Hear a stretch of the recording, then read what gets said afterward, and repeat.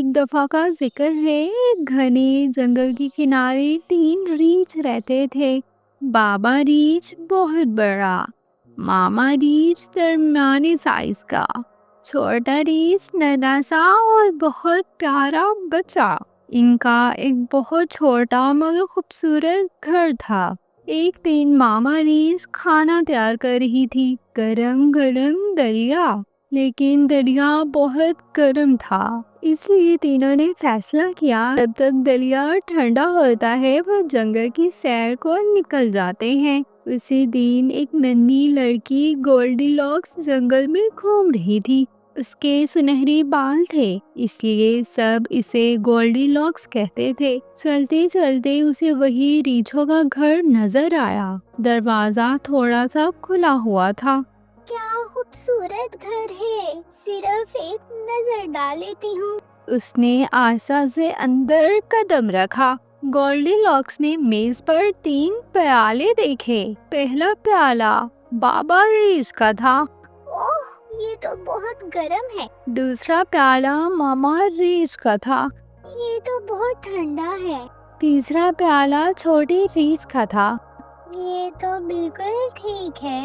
और उसने सारा दलिया खा लिया। फिर उसने तीन कुर्सियां देखी। बाबा रीछ की कुर्सी बहुत बड़ी, मामा रीछ की कुर्सी दरमियानी, छोटे बच्चे रीछ की कुर्सी नन्ही सी और बहुत प्यारी। गोल्डीलॉक्स छोटे रीछ की कुर्सी पर बैठ गई, लेकिन कुर्सी टूट गई। अब वो थक चुकी थी। ऊपर जाकर उसने तीन बिस्तर देखे। पहला बिस्तर बाबा रीछ का था। ये तो बहुत सख्त है। दूसरा बिस्तर मामा रीछ का था।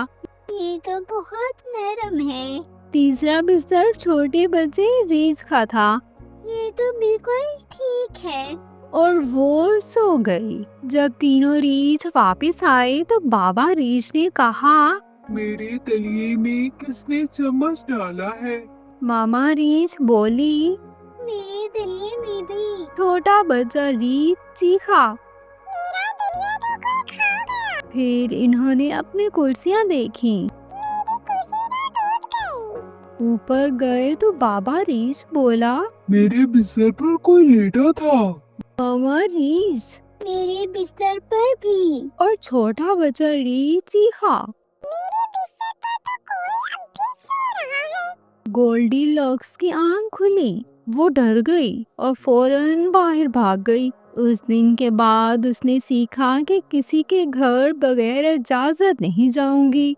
तो इस कहानी से ये सबक मिलता है कि दूसरों की चीजों की इज्जत करना सीखो और इजाजत के बगैर किसी की चीज इस्तेमाल मत करो।